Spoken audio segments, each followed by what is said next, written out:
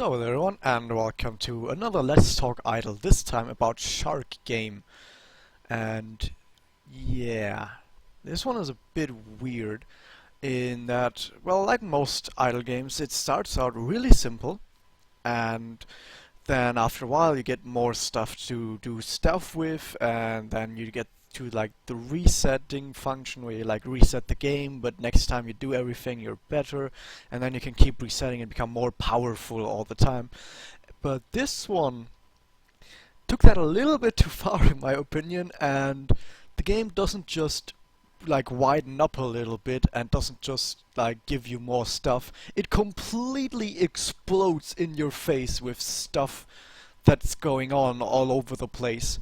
In It's a little bit chaotic. So, but let's start at like the basis. So, you are a shark in a strange blue sea. Now, when you are a shark, what do? You catch some fish. Okay, you catch some fish. If you got enough fish, then you can recruit more sharks, and the sharks help you catch more fish. Then you hire other stuff, like for your frenzy. It's called a frenzy of sharks. Look it up. Like here, like you can hire rays, you can hire crabs at the start, and later on you can hire the other stuffs as well, and they gather different resources. They can gather, like, where are my resources? Like sand, like kelp, coral, clams even, like all sorts of stuff. And then you unlock jobs through, yeah, science stuff. You get like a science sharks, and they like science stuff. And then in the laboratory you can get upgrades for that science stuff. And with that, you can then unlock some more jobs. Like you can say, okay, I want my rays to gather crystals now, I want my crabs to gather kelp and stuff like that. And this allows you to get even more different like materials and different animals and stuff. And then you can also get specific special jobs that just breed more like animals, fish, for your frenzy. And then you can also process the materials you've gotten into like better stuff like sharkonium, which is what you're gonna be getting for the most part, or you can get sea apples, and sea apples just get like transferred into science, so they're like science in a box. And then if you got sharkonium, you can do like get machines with the sharkonium, and the machines are better than your frenzy at everything, but they're like machines, so like your frenzy of course grows over time, but you have to repeatedly build machines and stuff. And then if you get all these other different like animals, like lobsters, dolphins, octopus, there's even shrimps, there's so many more even as well, and all their jobs as well, you can also get like their specific type of processed materials, like delphinium for dolphins, or coral glass for the crustaceans and stuff like that. And then you can build their machines as well, which also are like all doing really little things to just get more materials. So this right here, with all these, if I look at all these things and like encapsulate, it doesn't look that much, but if you look at all, the game actually starts to lag. And you can see that there's just so much all over the place. And the thing is, what makes this so complicated is like all of these different materials and little things that you have to watch out for. Yeah, all your stuff, as it says right here. There's like clams, there's jellyfish. This one thing requires that, but builds another. And then if you build that other material, you can use that material together with some other material that you gather using some other job to build a machine that then gets a different material for like 5 different other materials. But it also requires residue that you get from recycling. Like, this is... I think you like need to sit down with a pen and a paper and actually like write down what all of this stuff does, because it's so hard to figure out at times what you actually want to do. Like, okay, I want science. Oh yeah, you can just get the jobs that get you science, but that's not very fast. You could process sea apples and jellyfish as well as sponge into science, and that gives you a lot more science. And then you can figure out how they get sea apples. Okay, I get more sea apples the more kelp you have. and then you get the jobs that produce kelp. But to get the jobs that produce kelp, you need sponge and clams. And you see where this is all going? This is like this whole like clusterfuck of all of this different materials and stuff that are like playing off of each other. And something as simple as like, okay, I want more sea apples. How do I do that?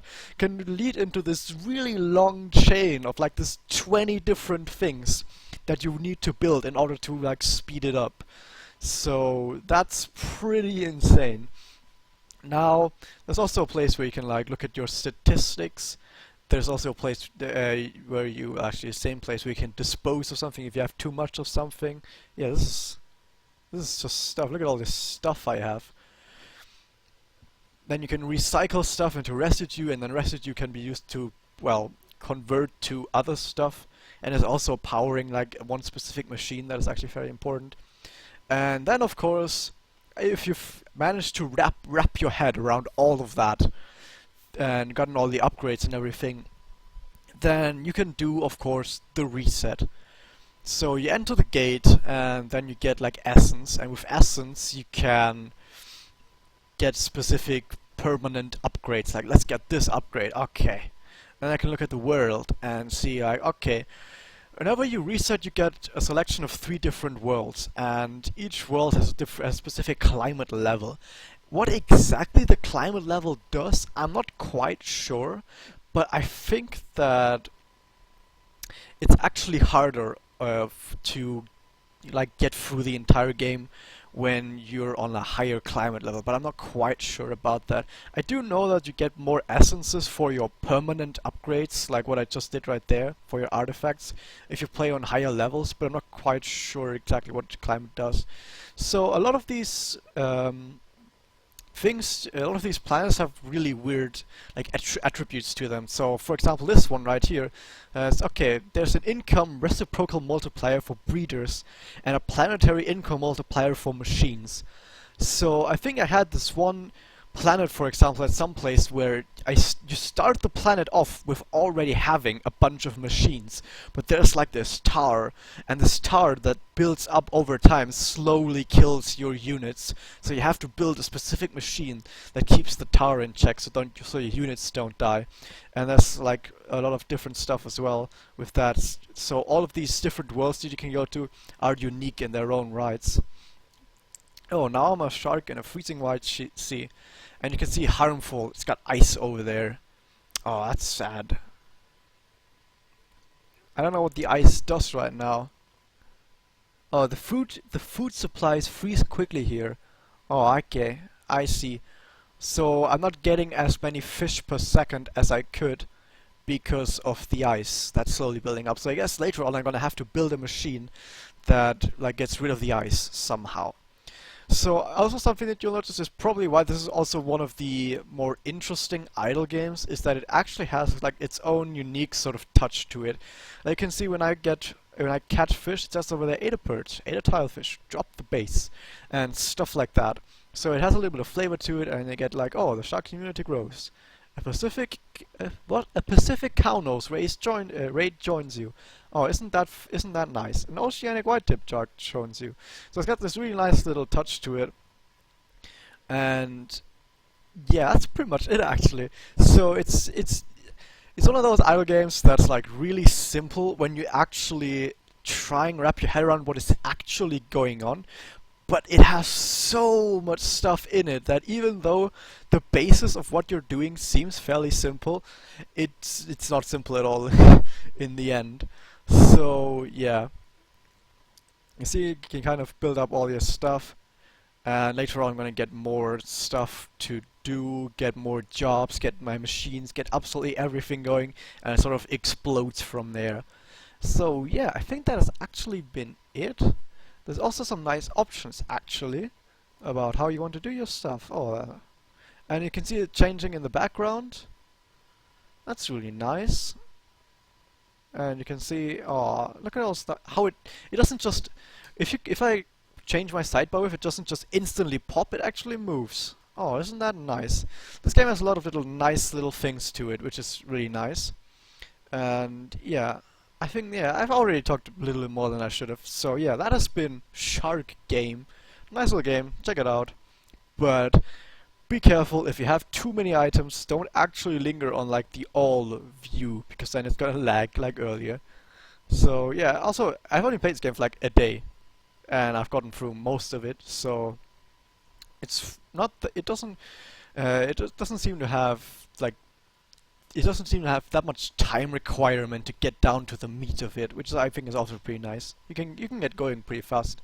So yeah, that's been that. See you guys next time.